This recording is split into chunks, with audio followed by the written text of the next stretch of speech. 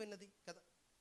ఆయన దగ్గరికి వెళ్తే, ఆయనతో స్నేహం చేస్తే, ఆయనతో మనము మనము మన యొక్క హృదయపూర్వకంగా ఆయన బాధను చెప్పుకుంటే, మన బాధను ఆయనకు చెప్పుకుంటే, ఆయన మన కన్నీళ్లు తుడుస్తాడు, ఆయన వ్యాధిని తొలగిస్తాడని విన్నది ఈ స్త్రీ కదా.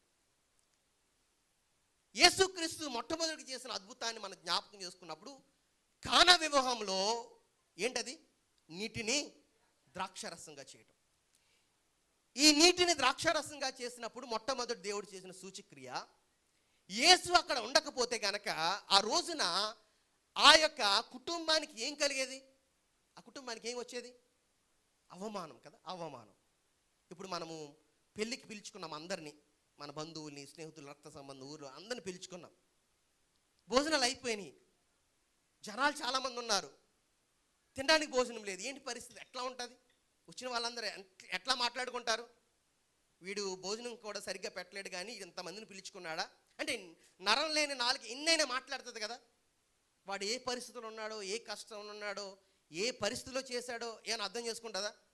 ఇంకా ఇంతమందిని పిలిచాడు, కనీసం వీళ్ళకి కనీసం భోజనం కూడా పెట్టలేని స్థితిలో ఉన్నాడు అని రకరకాలుగా మాట్లాడుకుంటారు. ఇలా మాట్లాడుకుని ఇదంతా బయటికి వెళ్ళిపోతుంది. వాళ్ళ పెళ్ళిలో మాట్లాడుకుంటారా? బయటికి వెళ్ళిపోయిన తర్వాత ఇంచుమించు ఒక నెల రోజులు మాట్లాడుకుంటారు. కనపడిన వాళ్ళ వాళ్ళ రోజు పెళ్ళికి వెళ్ళావురా, పెళ్ళికి పిలిచాడు, కనీసం అక్కడ సాంబార్ కూడా లేవురా, అన్నం కూడా లేదురా, ఇలా మాట్లాడుకుంటారా లేదా? మాట్లాడుకుంటారు కదా. ఎంత అవమానం! ఆ రోజుల్లో ఇజ్రాయేలీయుల వాళ్ళ యొక్క కుటుంబ జీవితాల్లో ద్రాక్షరసం అనేది చాలా ప్రాముఖ్యమైనది వివాహంలో. ఆ ద్రాక్షరసము కనుక అయిపోతే ఆ కుటుంబానికి కానీ ఆ యొక్క సమాజంలో వారికి చాలా అవమానం. మరలా వాళ్ళు సమాజంలో తిరగలేరు తలెత్తుకుని. చాలా అవమానం, చాలా వేదన. అలాంటి పరిస్థితుల్లో యేసు కనుక అక్కడ లేకపోతే పరిస్థితి ఏంటి కదా, పరిస్థితి ఏంటి? కానీ యేసు అక్కడ ఉన్నాడు కనుక దేవుడు అక్కడ అద్భుతమైన కార్యం చేశాడు. ఆ కుటుంబానికి కానీ, ఆ పెండ్లి కుమార్తెకి కానీ, పెండ్లి కుమారుడికి కానీ, ఆ పెండ్లి కుమారుడు యొక్క తల్లిదండ్రులకు కానీ ఏ విధమైన అవమానం రాకుండా దేవుడు ఏం చేశాడు? అక్కడ కార్యం చేశాడు. మన జీవితాల్లో, మన బ్రతుకుల్లో, మన బిడ్డలను బట్టి కానీ, మన పరిస్థితులను బట్టి కానీ మనము తలదించుకోకుండా ఉండాలంటే, మనం అవమానం పొందకుండా ఉండాలంటే, మనము నెమ్మది పొందాలంటే, దేవుడు మన మీద కనికరించకపోతే మనము పొందుకుంటామా? కొన్నిసార్లు బిడ్డలు మారరు ఎంత చెప్పినా. ఒకవేళ దేవుడు కనుక ఇన్వాల్వ్ అవ్వకపోతే వాళ్ళు మారుతారా కదా. మన జీవితంలో ఉన్న అప్పులలో వచ్చి మన ఇంటి మీద పడి గోల్ చేస్తుంటే ఎంత అవమానం, ఎంత సిగ్గు. అలాంటి పరిస్థితులను బట్టి ఎంతమంది సూసైడ్ చేసుకుని చచ్చిపోతున్నారు. లేదా భార్య తప్పు చేసిందని భర్త చచ్చిపోతున్నాడు సూసైడ్ చేసుకుని, భర్త తప్పు చేశాడని భార్య సూసైడ్ చేసుకుని చచ్చిపోతుంది కదా. ఇవన్నీ కూడా అవమానం తట్టుకోలేక ఏం చేస్తారు?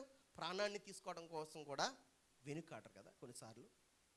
ఈ అవమానాల్ని, దుఃఖంని, బాధని భరించడానికి, ఇవి అన్నిటిని తొలగించడానికి మరి యేసు తప్ప వేరే మార్గం ఏమైనా ఉందా?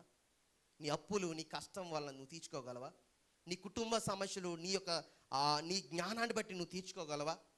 నీ ఆరోగ్యము, నీకున్న డబ్బును బట్టి నువ్వు తీర్చుకోగలవా? రక్తస్రావం కలిగిన స్త్రీ దగ్గర డబ్బు వెచ్చించింది, వ్యయం పెట్టింది కదా. చాలామంది వీళ్ళకి సెటిల్మెంట్లు చేస్తారని ఆ సెటిల్మెంట్ మధ్యవర్తులకి చాలా డబ్బులు ఖర్చు పెడతారు. ఏమైనా ప్రతిఫలం ఉంటుందా? లాయర్స్ ఖర్చు పెడతారు, ఏదైనా ప్రతిఫలం ఉంటుందా? సో దేవుడి కనుక మన జీవితంలో కార్యం చేయకపోతే మనము వాటి నుండి విడుదల పొందలేము. యేసుని గుర్చి వింది. యేసయ్య ఇలాంటి అవమానం వచ్చే కుటుంబానికి అవమానం రాకుండా చేశాడు. ఇక కుటుంబానికి దిక్కు లేదనుకున్నప్పుడు దిక్కు ఇచ్చాడు దేవుడు. ఇలాంటి అన్ని ఎవరి ద్వారా వింది? ఒక మంచి స్నేహితురాలు ద్వారా వింది కదా.